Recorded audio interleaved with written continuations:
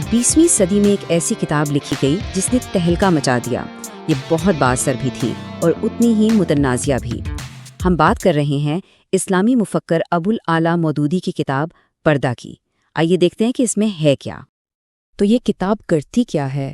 یہ صرف تنقید نہیں ہے، یہ ایک طرح سے جدید معاشرے کے مرض کی تشخیص کرتی ہے اور پھر اسی تشخیص کی بنیاد پر ایک حل بھی تجویز کرتی ہے.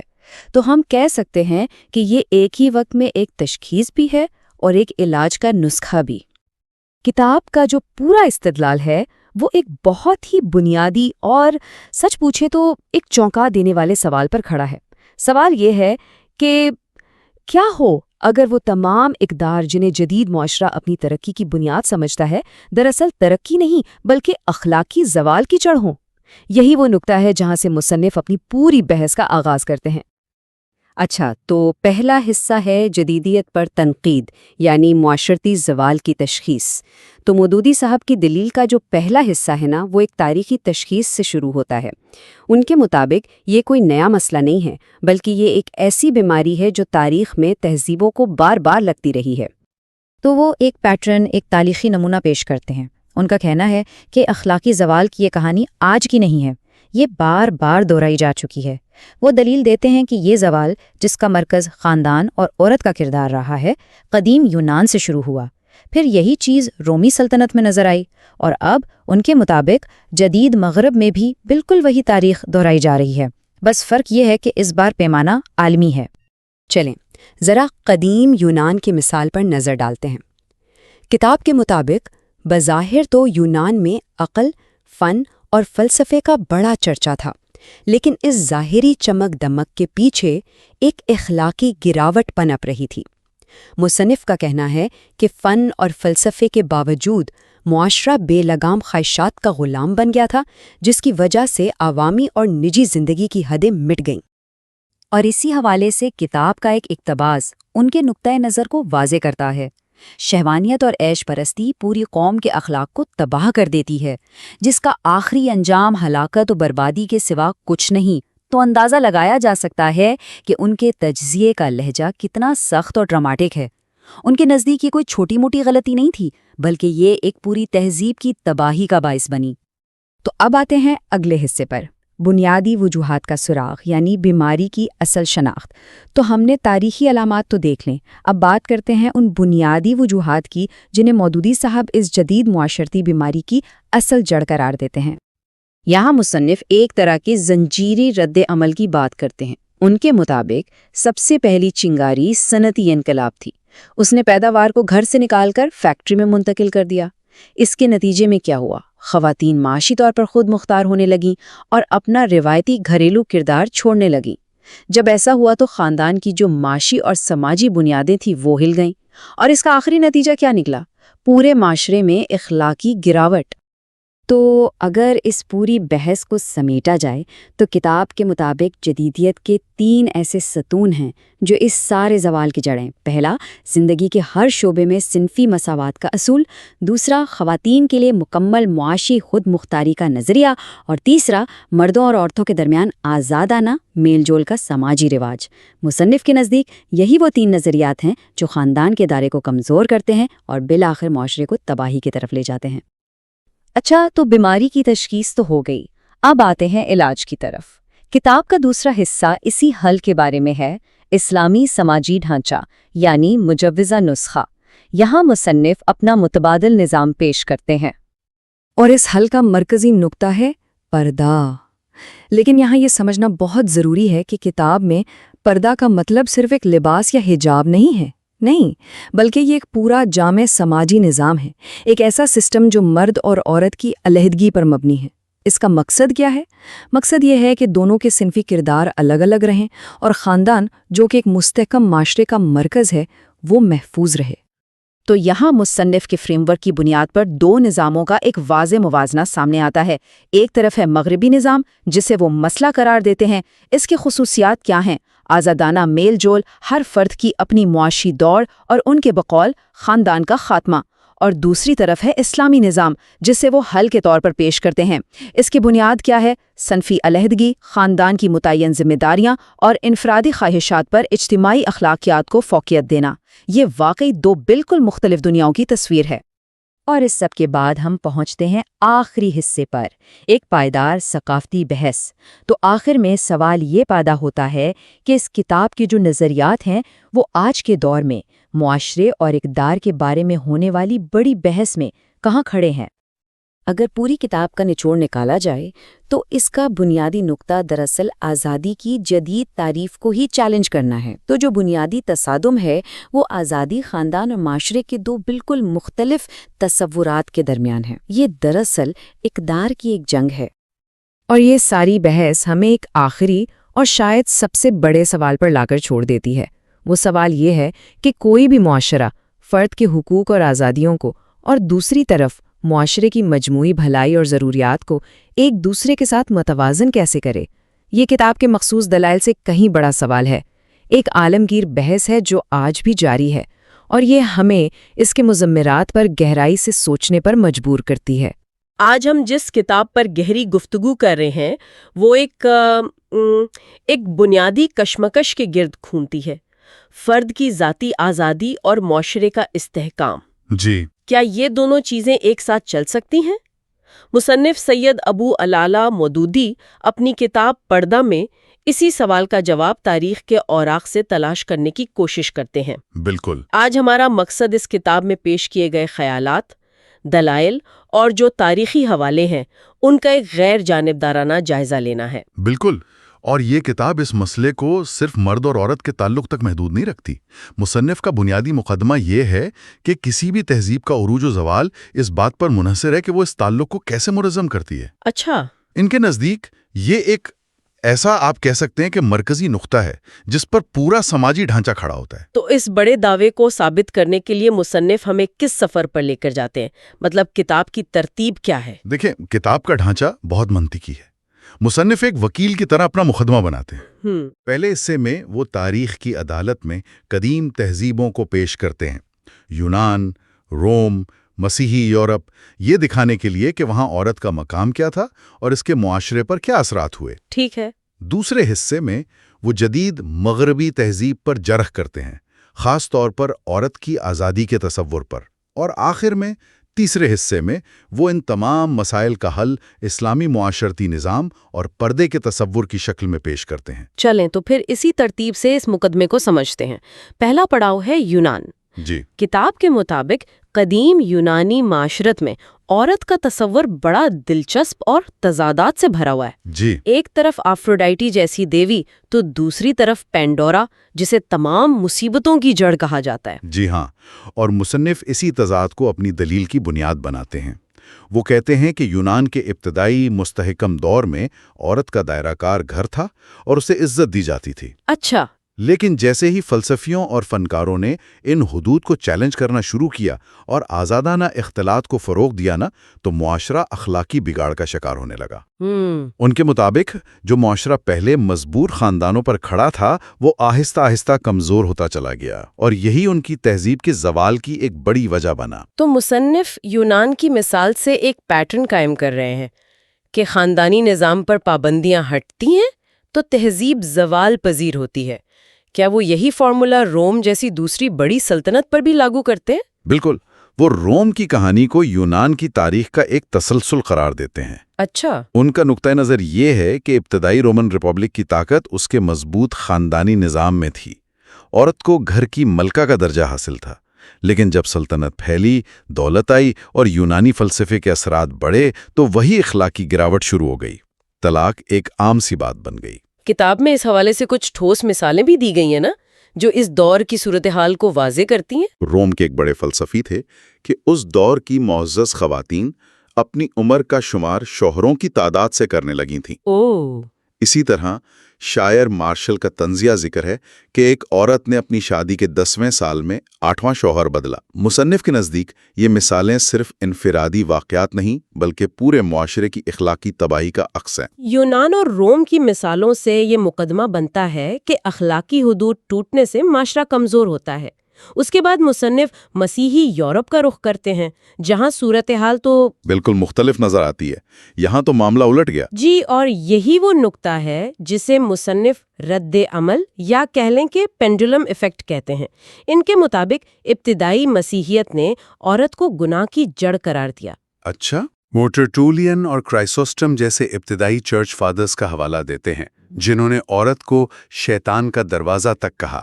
اس نظریے کے نتیجے میں شادی کو ایک بری چیز اور دنیا سے کنارہ کشی یعنی رہبانیت کو نیکی کی معراج سمجھا جانے لگا۔ یعنی ایک انتہا سے دوسری انتہا تک کا سفر، پہلے یونان اور روم کی بے لگام آزادی، اور پھر مسیحیت کی یہ سخت پابندیاں۔ مصنف کے مطابق اس شدید سختی کا نتیجہ کیا نکلا؟ مصنف کی دلیل یہ ہے کہ فطرت سے جنگ کبھی کامیاب نہیں ہوتی۔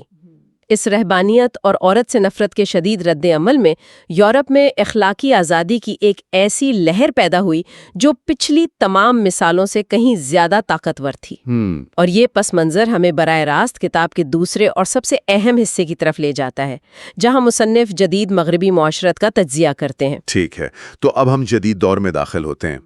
مصنف کے مطابق 18ویں صدی کی تحریک آزادی نے مغربی معاشرت کی بنیاد 3 نئے ستونوں پر رکھی: مرد و زن کی مساوات، عورت کی معاشی خود مختاری اور دونوں کا آزادانہ اختلاط۔ جی، یہ اصول تو آج بھی جدید معاشروں کی بنیاد سمجھے جاتے ہیں۔ مصنف ان اصولوں کے معاشرے پر کیا اثرات دیکھتے ہیں؟ مصنف ان تینوں اصولوں کا گہرائی سے تجزیہ کرتے ہیں اور ان کے نتائج کو معاشرتی بگاڑ کا سبب قرار دیتے ہیں۔ سب سے پہلے وہ بات کرتے ہیں معاشی خود مختاری کی۔ ٹھیک۔ ان کا کہنا ہے کہ جب عورت معاشی طور پر خود کفیل ہوئی تو خاندان کا ادارہ اپنی اصل شکل میں باقی نہ رہا۔ شادی کی بنیاد جو باہمی انحصار پر تھی وہ کمزور پڑ گئی۔ اچھا، اس کے نتیجے میں طلاق اور علیحدگی کی شرح میں بے پناہ اضافہ ہوا۔ یعنی مصنف کے نزدیک معاشی خود مختاری کا براہ راست تعلق خاندانی ذمہ داری سے فرار ہے۔ یہ تو ایک بہت بڑا دعویٰ ہے۔ جی، ان کا نقطہ نظر یہی ہے۔ وہ کہتے ہیں کہ جب عورت پر دفتر اور گھر مطلب دونوں کی ذمہ داریاں آن پڑیں تو اس دورے بوجھ نے گھر کے سکون کو ختم کر دیا۔ اور دوسرا اصول آزادانہ اختلاط؟ جی، اب آتے ہیں دوسرے اصول پر۔ کتاب کا موقف ہے کہ آزادانہ اختلاط نے معاشرے میں ہر وقت ایک جنسی ہیجان کی کیفیت پیدا کر دی۔ ادب، شاعری، آرٹ اور پھر سینما اور فیشن، ان سب نے مل کر اس آگ کو مزید بھڑکایا۔ یہاں ایک سوال پیدا ہوتا ہے، کیا مصنف اس بات میں کوئی فرق کرتے ہیں کہ مرد اور عورت کا پیشہ ورانہ یا تعلیمی ماحول میں ملنا اور تفریحی ماحول میں ملنا ایک ہی چیز ہے، یا وہ ہر قسم کے اختلاط کو ایک ہی نظر سے دیکھتے ہیں؟ یہ ایک اہم نقطہ ہے۔ کتاب میں اس تفریق پر بہت زیادہ زور نہیں دیا گیا۔ مصنف کا عمومی استدلال یہ ہے کہ جب اختلاط پر کوئی حد نہ رہے تو جنسی کشش کو ابھرنے سے روکنا ناممکن ہو جاتا ہے، چاہے ماحول کوئی بھی ہو۔ اچھا، ان کے مطابق اس کا لازمی نتیجہ اخلاقی حس کا کمزور پڑنا اور بے راہ روی کا عام ہونا ہے۔ اور اسی سے جڑا ہوا ایک تیسرا نقطہ بھی ہے جسے مصنف نسل کشی جیسے سخت لفظ سے تعبیر کرتے ہیں۔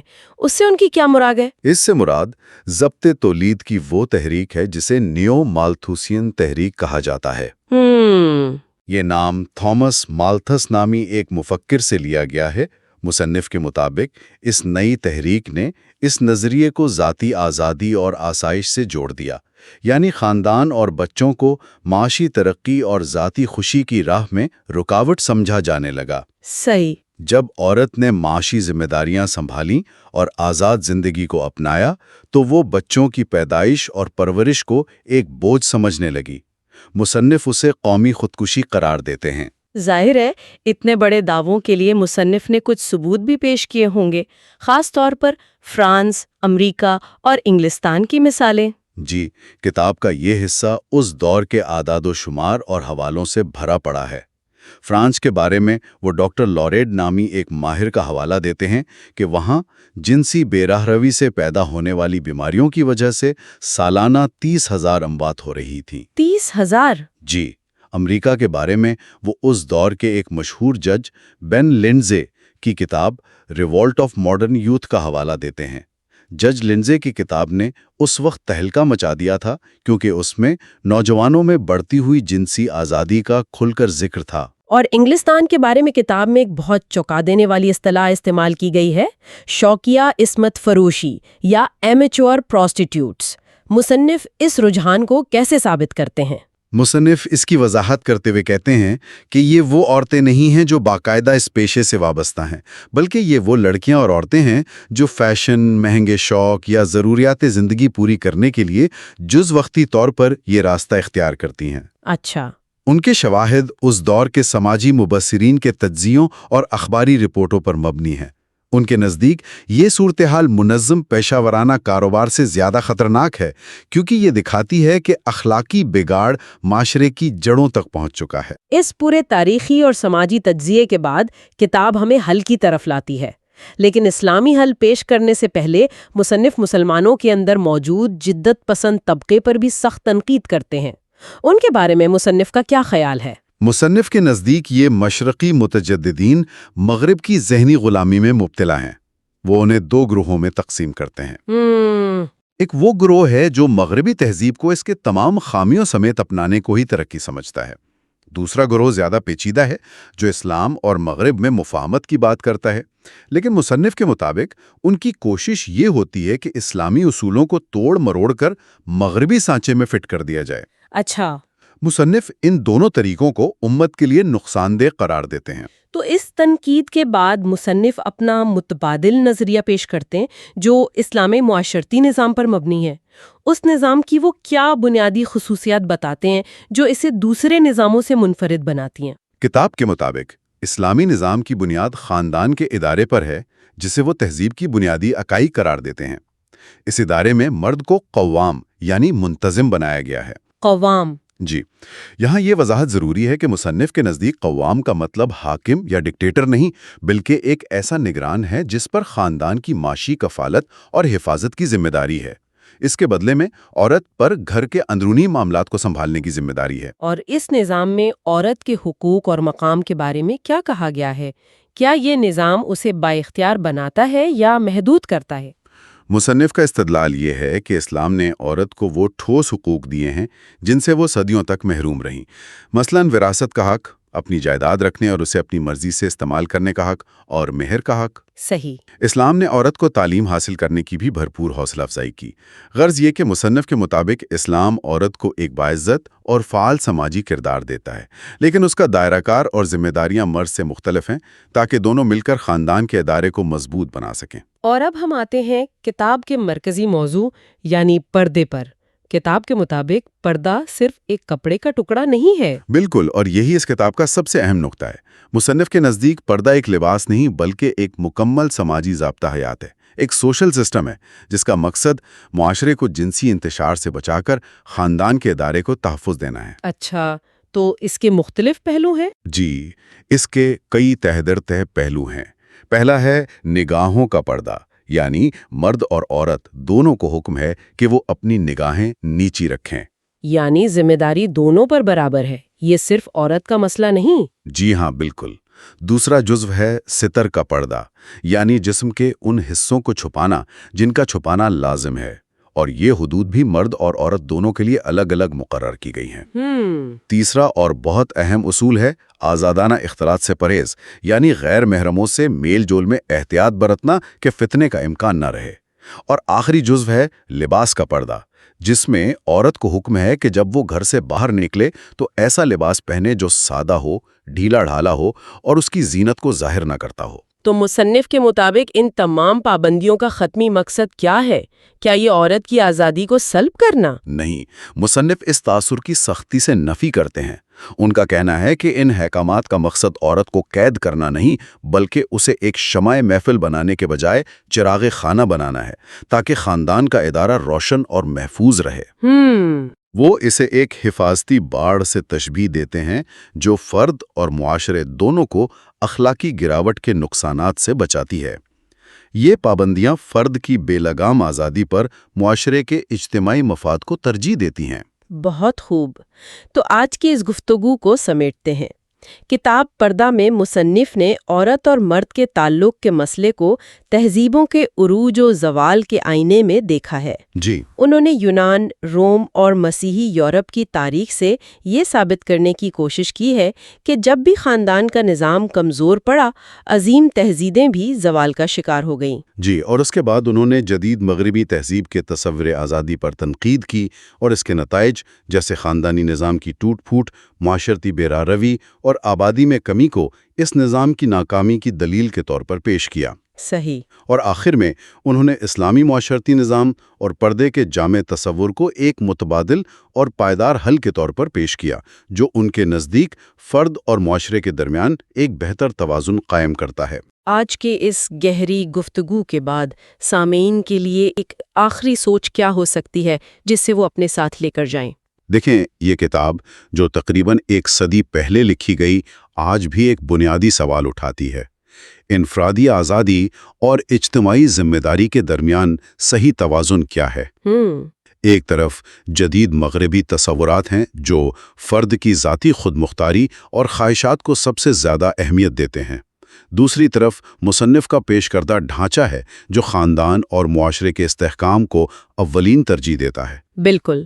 آج 21ویں صدی میں جہاں ٹیکنالوجی اور گلوبلائزیشن نے معاشرتی اصولوں کو مزید پیچیدہ کر دیا ہے، یہ سوال پہلے سے کہیں زیادہ اہم ہو گیا ہے کہ کوئی بھی معاشرہ ان دو انتہاؤں کے درمیان ایک صحت مند اور قابل عمل راستہ کیسے تلاش کر سکتا ہے۔ دادو ڈیبیٹ میں خوش آمدید۔ آج ہم مولانا سید ابو لعلی مودودی کی کتاب پردہ کا جائزہ لے رہے ہیں، اور یہ کتاب صرف حجاب کے شرعی احکامات پر نہیں ہے، بلکہ یہ اس سے کہیں بڑھ کر جدید مغربی تہذیب پر ایک گہری تنقید ہے، خاص طور پر عورت کے مقام اور خاندان کے ادارے کے حوالے سے۔ جی بالکل، اور ہماری آج کی گفتگو کا مرکزی سوال یہی بنتا ہے کہ کیا مغربی معاشرت میں عورت کی آزادی اور مساوات کے جو تصورات ہیں، جیسا کہ مودودی صاحب نے اپنی کتاب میں تجزیہ کیا ہے، وہ واقعی خاندانی نظام اور سماجی اخلاقیات کی تباہی کا باعث بنے ہیں؟ یا پھر یہ تجزیہ خود آپ کہہ لیں مغرب کی سماجی ترقی کی ایک یک طرفہ اور شاید قدر خوفزدہ تشریح ہے؟ میرا موقف تو یہ ہوگا کہ مصنف کا تجزیہ بڑی حد تک درست ہے، اور انہوں نے جن بنیادی اصولوں کو مغربی تہذیب کی بنیاد قرار دیا، انہی سے سماجی انحطاط نے جنم لیا ہے۔ اور میں یہ دلیل پیش کروں گی کہ یہ تجزیہ تاریخی اور سماجی پیچیدگیوں کو نظر انداز کرتا ہے اور ایک ایسے بحران کا ذمہ دار عورت کی آزادی کو ٹھہراتا ہے جس کی وجوہات کئی زیادہ گہری اور مختلف ہیں۔ میرا ابتدائی نقطہ یہ ہے کہ اس کتاب کی سب سے چونکا دینے والی بات یہ ہے کہ مصنف 3 ایسی چیزوں کو جنہیں آج کی دنیا ترقی کی علامت سمجھتی ہے، یعنی عورت اور مرد کی مساوات، عورت کی معاشی خود مختاری اور دونوں کا آزادانہ سماجی اختلاط، انہیں ہی وہ تہذیب کی تباہی کی جڑ قرار دیتے ہیں۔ یہی ان کی تنقید کا سب سے بنیادی اور متنازع نقطہ ہے۔ ان کے نزدیک یہ اصول بظاہر بہت پرکشش ہیں، لیکن حقیقت میں انہوں نے اس خاندانی نظام کو جڑ سے اکھاڑ دیا ہے جو کسی بھی مستحکم معاشرے کی بنیاد ہوتا ہے۔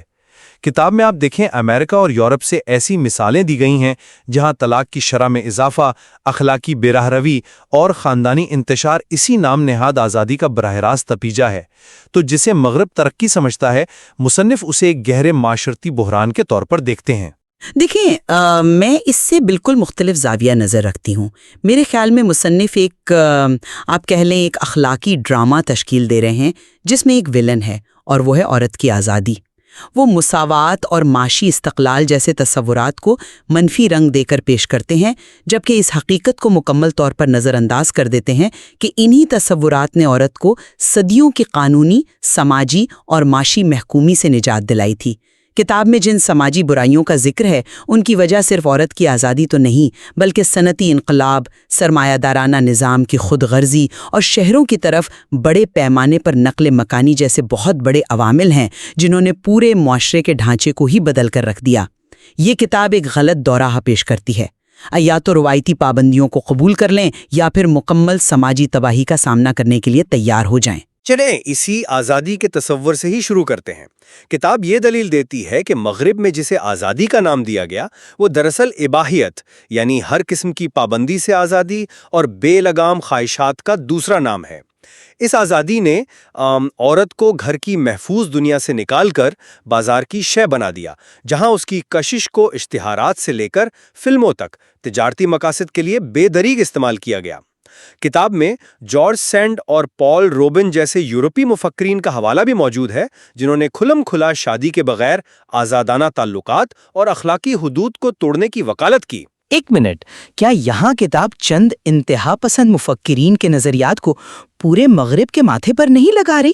مطلب جارج سینڈ 19ویں صدی کی ایک متنازع شخصیت تھیں، لیکن کیا ان کی ذاتی زندگی کو پوری مغربی عورت کی آزادی کی تحریک کا نمائندہ سمجھنا درست ہے؟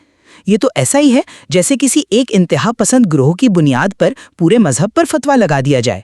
عورتوں کے حقوق کی تحریکیں اخلاقی انحطاط پھیلانے کے لیے نہیں، بلکہ صدیوں پر محیط ناانصافیوں کے خلاف ایک رد عمل تھیں۔ میں آپ کی بات سمجھ رہا ہوں، لیکن کتاب کا نقطہ یہ ہے کہ یہ نظریات صرف چند لوگوں تک محدود نہیں رہے۔ یہ تو شروعات تھی، بعد میں یہی سوچ مغربی معاشرت کا عام چلن بن گئی۔ مصنف کے مطابق جب عورت اور مرد کے درمیان تمام حجابات ہٹا دیے گئے تو اس کے نتیجے میں معاشرے میں شہوانیت کا ایک سیلاب آ گیا، جس نے ہر طرف جنسی جذبات کو بھڑکا دیا۔ سینما، لٹریچر، آرٹ، ہر جگہ جنسی کشش کو مرکزی حیثیت حاصل ہو گئی۔ تو کیا اس کے نتیجے میں خاندان کا ادارہ کمزور نہیں ہوا، جہاں وفاداری اور حیا بنیادی ستون ہوتے ہیں؟ آپ جسے شہوانیت کا سیلاب کہہ رہی ہیں، میں اسے انسانی نفسیات اور بدلتے ہوئے سماجی ڈھانچے کی ایک پیچیدہ حقیقت کے طور پر دیکھتی ہوں۔ صنعتی دور کے بعد جب لوگ دیہاتوں سے شہروں میں آئے، فیکٹریوں اور دفتروں میں ساتھ کام کرنے لگے، تو سماجی تعلقات کی نوعیت بدلنا ایک فطری امر تھا۔ اس تبدیلی کو صرف اخلاقی زوال کے چشمے سے دیکھنا، اس کے معاشی اور سماجی پہلوؤں کو مکمل طور پر نظر انداز کرنا ہے۔ کتاب کا اصل مسئلہ یہ ہے کہ وہ ہر سماجی تبدیلی کا ذمہ دار عورت کی آزادی اور مرد و زن کے اختلاط کو ٹھہراتی ہے، جبکہ دیگر عوامل کا ذکر تک نہیں کرتی۔ اچھا، تو آپ کے خیال میں اس کا معاشی پہلو زیادہ اہم ہے؟ چلیں اسی پر بات کرتے ہیں۔ عورت کے معاشی استقلال کا نقطہ بھی کتاب کی تنقید کا ایک اہم ستون ہے۔ دلیل یہ ہے کہ جب عورت معاشی طور پر خود مختار ہو جاتی ہے اور گھر سے باہر نکل کر مردوں کے شانہ بشانہ کمانے لگتی ہے تو خاندان کا روایتی ڈھانچہ ٹوٹ جاتا ہے۔ فطرت نے مرد کو کمانے والا یعنی بریڈ ونر اور عورت کو گھر سنبھالنے والی یعنی ہوم میکر بنایا ہے۔ جب یہ توازن بگڑتا ہے تو بچوں کی تربیت متاثر ہوتی ہے، گھر کا سکون برباد ہوتا ہے اور ازدواجی تعلقات میں وہ انحصار ختم ہو جاتا ہے جو رشتے کو مضبوطی سے باندھے رکھتا ہے۔ اور آزادی کا یہی تصور تو براہ راست معاشی استقلال سے جڑا ہوا ہے، جسے آپ ایک مسئلہ قرار دے رہے ہیں۔ کیا واقعی معاشی آزادی کے بغیر کوئی حقیقی آزادی ممکن ہے؟ آپ جسے فطری تقسیم کہہ رہے ہیں، وہ تاریخی طور پر عورت کی معاشی محکومی اور بے اختیاری کا سب سے بڑا جواز بنی ہے۔ یہ تصور عورت کو ہمیشہ مرد کا محتاج بنا کر رکھتا ہے، اور اگر عورت خود مختار ہو جائے تو رشتہ کمزور پڑ جاتا ہے۔ اس کا مطلب تو یہ ہوا کہ رشتے کی بنیاد محبت اور احترام نہیں بلکہ معاشی مجبوری تھی۔ نہیں، معاشی مجبوری نہیں بلکہ باہمی انحصار، انٹرڈیپینڈنس۔ کتاب امریکہ کی مثال دیتی ہے جہاں عورتوں نے بڑے پیمانے پر ملازمتیں اختیار کیں اور اس کا نتیجہ یہ نکلا کہ طلاق کی شرح آسمان سے باتیں کرنے لگی۔ مصنف نے جج بین لنزے کا حوالہ دیا ہے جو اپنے وقت کے ایک مشہور سماجی مسئلہ تھے، اور انہوں نے کہا کہ ہر 5 میں سے 2 شادیاں طلاق پر ختم ہو رہی تھیں۔ یہ صرف اعداد و شمار نہیں، یہ اس بات کا ثبوت ہے کہ جب خاندان کی معاشی بنیادیں بدلتی ہیں تو اس کا پورا ڈھانچہ بکھر جاتا ہے۔ کیا یہ ذاتی ترقی اس سماجی قیمت کے قابل ہے؟ یہاں مجھے رکنا پڑے گا۔ کیا ہم وجہ اور نتیجے کو آپس میں ملا نہیں رہے؟ کتاب صرف ایک متغیر یعنی ایک ویریبل کو دیکھ رہی ہے، جو ہے عورت کا کام کرنا، اور تمام سماجی مسائل کا ذمہ دار اسے ٹھہرا رہی ہے۔ طلاق کی شرح بڑھنے کی اور بھی درجنوں وجوہات تھیں۔ طلاق کے قوانین میں نرمی، سماجی رویوں میں تبدیلی، انفرادی خوشی کے تصور کا فروغ۔ یہ کہنا کہ صرف عورت کے دفتر جانے کی وجہ سے خاندان ٹوٹ گئے، یہ ایک انتہائی سادہ اور گمراہ کن دلیل ہے۔ اور دوسری بات، کیا ایک گھٹن زدہ اور ناخوشگوار شادی کو سماجی استحکام کے نام پر زبردستی قائم رکھنا ایک صحت مند معاشرے کی علامت ہے؟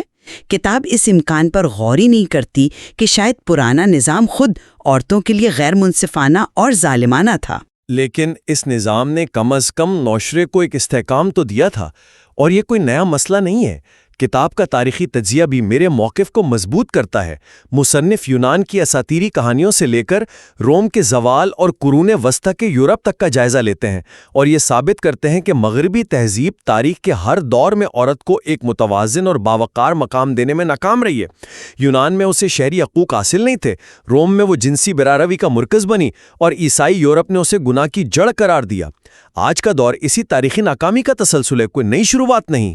میں اس یکساں مغرب کے تصور کو ہی چیلنج کروں گی۔ کتاب تاریخ کو ایک سیدھی لکیر کے طور پر پیش کرتی ہے جس کا انجام اخلاقی تباہی ہے۔ یہ ایک منتخب داستان ہے۔ اگرچہ ان تہذیبوں میں عورتوں کے ساتھ شدید ناانصافیاں ہوئیں، لیکن انہی تہذیبوں نے قانون، فلسفے اور انفرادی حقوق کے وہ نظریات بھی پیدا کیے جو بالآخر عورت کی آزادی کی بنیاد بنے۔ مثال کے طور پر رومی قانون نے ہی شخصی ملکیت اور معاہدے کے تصورات کو فروغ دیا۔ مصنف تاریخ سے صرف وہ مثالیں چنتے ہیں جو ان کے نظریے کو تقویت دے اور باقی سب کچھ نظر انداز کر دیتے ہیں۔ لیکن جن مثالوں کو وہ پیش کرتے ہیں وہ معمولی نہیں ہیں۔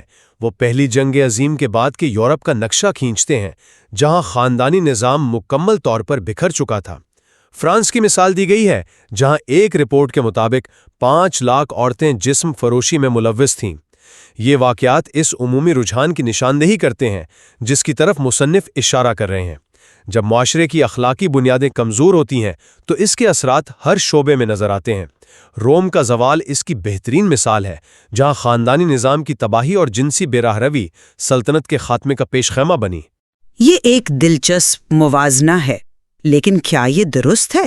آپ نے فرانس کی مثال دی، لیکن کیا یہ ایک جنگ سے تباہ حال معاشرے کی انتہائی تکلیف دہ تصویر نہیں، جہاں لاکھوں مرد مارے جا چکے تھے اور عورتیں زندہ رہنے کے لیے ہر ممکن کوشش کر رہی تھیں؟ اس انتہائی صورتحال کو پورے مغرب کا معمول قرار دینا کیا تجزیاتی طور پر درست ہے؟ اور جہاں تک روم کے زوال کی بات ہے تو آج کے زیادہ تر مورخین اس کی وجوہات معاشی کمزوری، سیاسی عدم استحکام اور بیرونی حملوں کو قرار دیتے ہیں۔ خاندانی نظام کے زوال کو مرکزی وجہ قرار دینا ایک مخصوص اخلاقی نقطہ نظر تو ہو سکتا ہے، لیکن یہ ایک مکمل اور غیر جانبدارانہ تاریخی وضاحت نہیں ہے۔ ایسا لگتا ہے کہ مصنف تاریخ کو اپنے نظریے کی تائید کے لیے استعمال کر رہے ہیں، نہ کہ تاریخ سے کچھ سیکھنے کے لیے۔ تو اس طویل گفتگو کی روشنی میں میرا موقف اب بھی یہی ہے کہ مودودی کی کتاب ایک ٹھوس اور مدلل تہذیبی تنقید پیش کرتی ہے۔ وہ جدید مغربی معاشرت کے بنیادی اصولوں، مساوات، معاشی استقلال اور آزادانہ اختلاط اور ان کے نتیجے میں پیدا ہونے والے خاندانی و اخلاقی زوال کے درمیان ایک واضح اور منطقی تعلق قائم کرتے ہیں۔ انہوں نے جن سماجی مسائل جیسے طلاق کی کثرت اور جنسی اباحیت کی دہائیوں پہلے نشاندہی کی تھیں، وہ آج پہلے سے کہیں زیادہ سنگین اور عالمی صورت اختیار کر چکے ہیں۔ میں مانتی ہوں کہ یہ کتاب جدیت کے چیلنجز پر کچھ بہت اہم اور سنجیدہ سوالات اٹھاتی ہے، لیکن اس کا فکری ڈھانچہ بہت سخت اور غیر لچکدار ہے۔ یہ ہر سماجی تبدیلی کو صرف زوال اور انحطاط کے پیمانے سے دیکھتی ہے، اور اس کا واحد حل عورت کے خود مختاری کو محدود کرنے میں تلاش کرتی ہے۔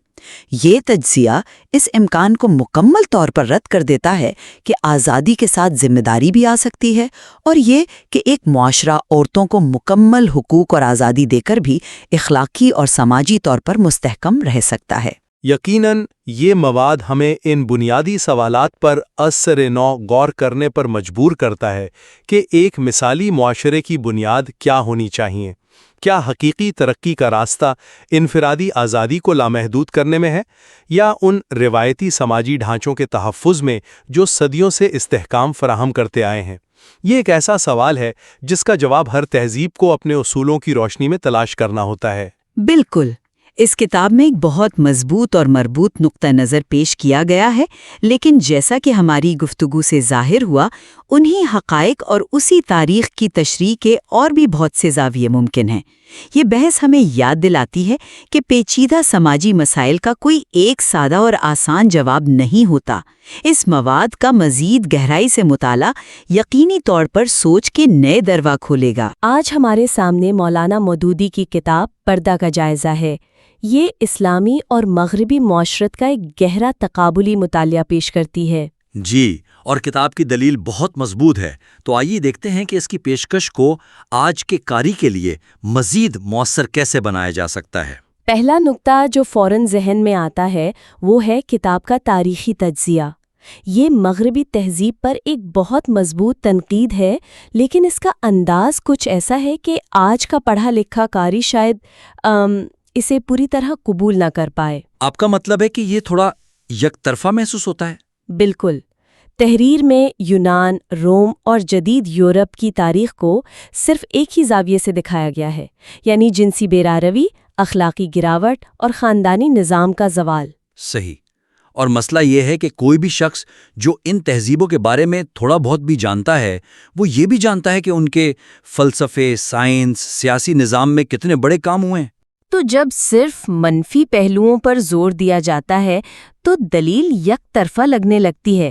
ایسا لگتا ہے جیسے صرف الزام لگایا جا رہا ہے، جس سے بات کا وزن کم ہو جاتا ہے۔ خاص طور پر جب زیادہ تر حوالے بھی 20ویں صدی کے شروع کے مغربی مصنفین کے ہیں۔ آج کے دور میں یہ تھوڑا پرانا لگتا ہے۔ لیکن یہاں ایک سوال ہے، کیا اس دلیل کو متوازن بنانے سے اس کی اصل شدت کم نہیں ہو جائے گی؟ مصنف کا مقصد شاید ایک زوردار تنقید ہی لکھنا تھا، نہ کہ کوئی غیر جانبدارانہ تعلیمی مقالہ۔ یہ بہت دلچسپ سوال ہے۔ دیکھیں، مقصد پیغام کی شدت کو کم کرنا نہیں، بلکہ اسے زیادہ لوگوں کے لیے قابل قبول بنانا ہے۔ اچھا۔ جب آپ کسی ایسے شخص سے بات کرتے ہیں جو پہلے سے آپ سے متفق نہیں، تو ایک متوازن دلیل زیادہ اثر کرتی ہے۔ میرا مشورہ یہ ہے کہ دلیل کو یک طرفہ تنقید کے بجائے مغربی فکر کے غیر ارادی نتائج یعنی ان انٹینڈڈ کانسیکوینسز کے تجزیے کے طور پر پیش کیا جائے۔ اچھا، یہ ایک دلچسپ زاویہ ہے۔ مطلب آپ یہ کہہ رہے ہیں کہ ہم یہ مان لیں کہ مغرب نے کچھ اچھے تصورات بھی دیے، لیکن پھر یہ دکھائیں کہ جب انہی تصورات کو انتہا پر لے جایا گیا تو مسائل پیدا ہوئے۔ بالکل۔ اس سے آپ کا تجزیہ زیادہ گہرا اور قابل اعتبار لگے گا۔ آپ یہ نہیں کہہ رہے کہ مغرب میں سب کچھ برا تھا، بلکہ آپ یہ کہہ رہے ہیں کہ ان کے اچھے خیالات بھی جب بغیر کسی حد کے استعمال ہوئے تو ان کے نتائج کیا نکلے۔ اس کی کوئی مثال؟ جی، جیسے یونان کی بات کرتے ہوئے صرف دیوی ایفروڈائٹ اور جنسی بے لگامی پر بات کرنے کے بجائے ہم افلاطون اور ارسطو کے خاندان اور معاشرے سے متعلق نظریات کا بھی ذکر کر سکتے ہیں۔ ہاں، وہ تو خاندان کو ریاست کی بنیاد سمجھتے تھے۔ یہی تو نقطہ ہے۔ آپ پہلے ان کے آئیڈیل کو سامنے رکھیں اور پھر یہ تجزیہ پیش کریں کہ عملی طور پر یونانی معاشرہ ان نظریات سے کتنا دور تھا اور کیوں دور ہوا۔ تو اس سے بات میں بہت وزن آ جائے گا۔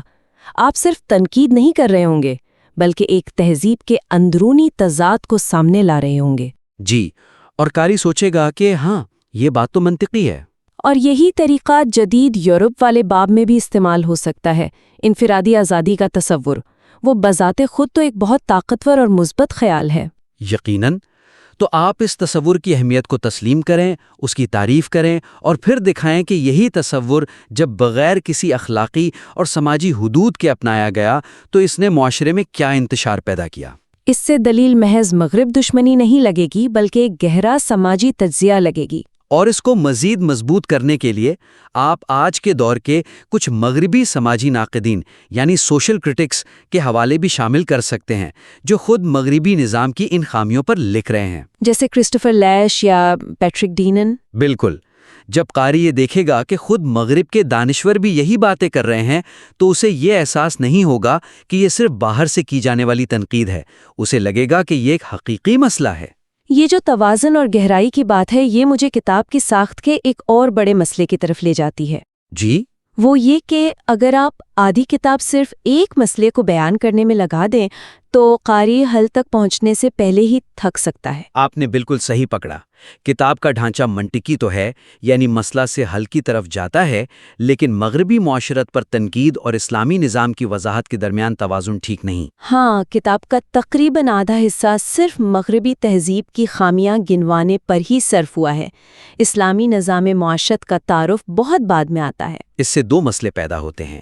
ایک تو قاری کا دھیان بھٹک سکتا ہے، اتنی لمبی تنقید پڑھنے کے بعد وہ شاید اصل موضوع یعنی اسلامی نظام تک پہنچنے کی دلچسپی ہی کھو دے۔ اور دوسرا، یہ تاثر ملتا ہے کہ کتاب کا اصل مقصد اسلام کی خوبیاں بیان کرنا نہیں بلکہ صرف مغرب کی برائیاں کرنا ہے۔ تو اس کا حل کیا ہو سکتا ہے؟ کیا پوری ساخت کو بدلنا پڑے گا؟ نہیں، پوری ساخت کو بدلنے کی ضرورت نہیں۔ ایک چھوٹا سا لیکن بہت مؤثر طریقہ یہ ہے کہ کتاب میں تقابلی انداز اپنایا جائے، یعنی دونوں نظاموں کو ساتھ ساتھ لے کر چلا جائے۔ مطلب ہر باب میں پوائنٹ کاؤنٹر پوائنٹ کی طرح؟ کیا اس سے کتاب بہت زیادہ بکھری ہوئی محسوس نہیں ہوگی؟ نہیں، ضروری نہیں کہ ہر باب میں ایسا ہو، لیکن جہاں جہاں موقع ملے وہاں یہ طریقہ بہت کارآمد ہو سکتا ہے۔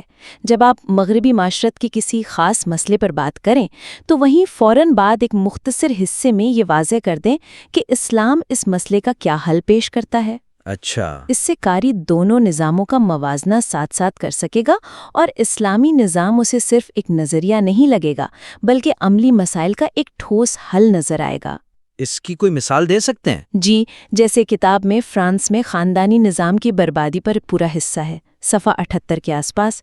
اب قاری یہ سب پڑھتا ہے لیکن اسلامی حل کے لیے اسے 100 صفحے انتظار کرنا پڑتا ہے۔ صحیح۔ اس کے بجائے جیسے ہی آپ فرانسیسی معاشرے کا یہ مسئلہ بیان کریں، اس کے فوراً بعد والے حصے میں اسلامی نکاح کے نظام کے استحکام کے اصول اور مرد و عورت کے حقوق و فرائض کو بیان کر دیں۔ بتائیں کہ اسلام کس طرح خاندان کو ایک مضبوط ادارہ بناتا ہے۔ اچھا، تو مسئلہ اور حل ایک ساتھ آ جائیں گے۔ بالکل۔ اسی طرح ایک اور مثال لیں، صفحہ 25 پر مغرب میں عورت کی معاشی خود مختاری کے کچھ منفی نتائج کا ذکر ہے۔ جی۔ اس کے فوراً بعد اگر آپ اسلام میں عورت کے معاشی حقوق جیسے وراثت، مہر، اپنی ملکیت کا حق اور ساتھ ہی خاندان میں مرد کی کفالت کی ذمہ داری کے تصور کی وضاحت کر دیں تو دلیل میں کتنی جان آ جائے گی۔ ہاں، قاری فوراً سمجھے گا کہ اسلام عورت کو معاشی آزادی بھی دیتا ہے اور خاندانی ڈھانچے کو بھی محفوظ رکھتا ہے۔ یہ براہ راست موازنہ بات کو بہت مضبوط بنا دے گا۔ یہ واقعی ایک زبردست تجویز ہے۔ اس سے کتاب کا بہاؤ بہت بہتر ہو جائے گا اور پیغام بھی زیادہ واضح طور پر پہنچے گا۔ اور جب ہم اس طرح ساتھ ساتھ موازنہ کرتے ہیں تو یہ بہت ضروری ہو جاتا ہے کہ ہمارا لہجہ کیسا ہے، کیونکہ اگر لہجہ سخت ہو تو موازنہ بھی ایک حملہ ہی لگے گا، چاہے آپ کتنی منطقی بات کیوں نہ کر رہے ہوں۔ یہ تیسرا اور شاید سب سے اہم نکتہ ہے۔ کتاب کا لہجہ بہت پرجوش اور دلائل سے بھرا ہوا ہے، لیکن کچھ جگہوں پر جو زبان استعمال ہوئی ہے وہ آج کے قاری کو سخت لگ سکتی ہے۔ جی، تحریر میں شیوانیت اور بے حیائی کی وبا، اخلاقی حس کا تعطل، فش لٹریچر، اس طرح کے الفاظ اور جملے بہت کثرت سے استعمال ہوئے ہیں۔ اور یہ مصنف کے مضبوط موقف کو تو ظاہر کرتے ہیں، لیکن ایک ایسا قاری جو پہلے سے آپ کی بات سے متفق نہیں، وہ اسے پڑھ کر دفاعی پوزیشن میں جا سکتا ہے۔ بالکل، اسے لگے گا کہ یہ کوئی علمی تجزیہ نہیں بلکہ ایک جذباتی مذمت ہے، پھر وہ آپ کی اصل دلیل سننے کے لیے تیار ہی نہیں ہوگا۔ لیکن مصنف جن چیزوں پر بات کر رہے ہیں وہ ان کے نزدیک ایک اخلاقی بحران ہے۔ کیا ایسے بحران پر بات کرتے ہوئے سخت اخلاقی زبان استعمال کرنا ضروری نہیں ہو جاتا؟ کیا تجزیاتی لہجہ اختیار کرنے سے پیغام کی اخلاقی قوت کم نہیں ہو جائے گی؟ یہ ایک بہت اہم سوال ہے۔ مقصد پیغام کی اخلاقی قوت کو ختم کرنا نہیں، بلکہ اسے ایک ایسی زبان میں پیش کرنا ہے جو زیادہ سے زیادہ لوگوں تک پہنچ سکے۔ لہجے کو مذمتی سے تجزیاتی بنانے کی ضرورت ہے۔ یعنی اخلاقی فیصلے سنانے کے بجائے آپ سماجی، نفسیاتی اور تہذیبی نتائج پر توجہ مرکوز کریں؟ جی، یہ دکھائیں کہ کچھ خاص سماجی رویوں اور قانونوں کے منطقی نتائج کیا نکلتے ہیں، بجائے اس کے کہ ان رویوں کو صرف برا یا گندا کہا جائے۔ اس کی کوئی عملی مثال؟ مثال کے طور پر یہ کہنے کے بجائے کہ مغرب اخلاقی طور پر تباہ ہو چکا ہے، یہ کہا جا سکتا ہے کہ مغربی معاشرت میں خاندان کے روایتی ڈھانچے میں تبدیلیوں کے نتیجے میں یہ سماجی اور نفسیاتی مسائل پیدا ہوئے ہیں۔ جیسے تنہائی میں اضافہ، طلاق کی شرح کا بڑھنا اور نوجوانوں میں مقصدیت کا فقدان۔ بالکل۔ اب دیکھیں، بات وہی ہے لیکن انداز بدل گیا ہے۔ پہلا جملہ ایک الزام ہے، دوسرا ایک تجزیہ ہے۔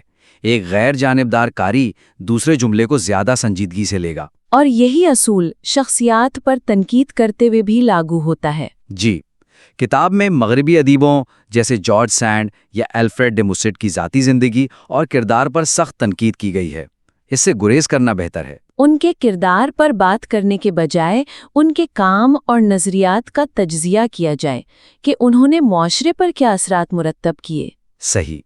کسی کی ذاتی زندگی پر حملہ کرنا ایک کمزور دلیل سمجھی جاتی ہے، لیکن اگر آپ ان کے نظریات کو غلط ثابت کریں تو یہ ایک بہت مضبوط علمی کام ہوگا۔ اسی طرح جو لوگ مغربی خیالات سے متاثر ہیں انہیں مشرقی متجددین کہہ کر صرف تنقید کا نشانہ بنانے کے بجائے ان کے دلائل کو سنجیدگی سے سمجھا جائے اور ان کا مدلل علمی جواب دیا جائے۔ اگر آپ انہیں ایک فکری مخالف کے طور پر عزت دیں گے تو آپ کی بات میں زیادہ وزن ہوگا۔ تو خلاصہ یہ ہے کہ لہجے کو موضوعی اور تجزیاتی بنا کر ہم دراصل اپنی دلیل کو کمزور نہیں کر رہے، بلکہ اسے ایک وسیع تر حلقے کے لیے قابل قبول اور زیادہ مؤثر بنا رہے ہیں۔ آپ کا مقصد صرف ان لوگوں سے بات کرنا نہیں جو پہلے سے آپ سے متفق ہیں، بلکہ ان کو بھی قائل کرنا ہے جو شک میں مبتلا ہیں یا آپ کے مخالف ہیں۔ تو آج کے اس جائزے میں ہم نے 3 اہم نکات پر بات کی۔